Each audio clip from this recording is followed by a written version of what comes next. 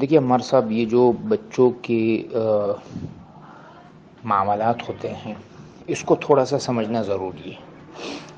کہ بچوں کی چیزیں ایک دوسرے پر خرچ کرنے کا معاملہ جو ہے، یا ان کی ذات پر خرچ کرنے کا جو معاملہ جو سخت ہے، وہ یہ جو ہمارے ہاں گھریلو مسائل ہیں، جو ہم شہری لوگ ہیں، ہمارے ہاں جو مسائل ہیں یہ اس میں نہیں ہے کہ جی ایک بچے کو کسی نے کچھ پیسے دے دیے، وہ ماں کے پاس آ گئے، ماں نے اٹھا کر گھر میں خرچ کر لیے، بچے پہ خرچ کر لیے، دوسرے بھائی دوسری بہن پہ خرچ کر لی. ایسا شرعاً کوئی بھی ناجائز یا حرام کام نہیں ہے. یہ تو عمومی طور پہ گھروں میں ہوتا ہی ہے.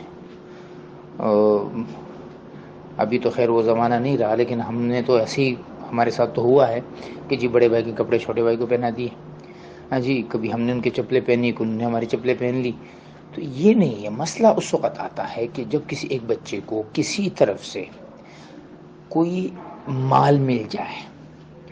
کہیں سے میراث کے طور پہ مل گیا، کہیں سے ہدیے کے طور پہ مل گیا، اور وہ مال کی اماؤنٹ ایسی ہو کہ جو اچھی خاصی ہو،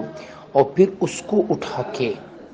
جس دوسرے بھائی بہنوں پہ اس طرح خرچ کیا جائے کہ اس بچے کے اس مال میں نقصان پیدا ہو، تو پھر اس کو روکا جاتا ہے، اس کو منع کیا جاتا ہے. لیکن یہ جو معمولی چیزیں ہوتی ہیں کہ کسی نے کوئی تحفہ دے دیا ایک بچے کو، وہ ماں کے پاس آ گیا اور اس نے آگے پیچھے خرچ کر لیا، تو شرعاً اس میں کوئی حرج نہیں ہے. اسی طرح جب نابالغ بچے کی چیز تھی، وہ بالغ ہو گئی، اب وہ بالغ ہونے کے بعد اسی کی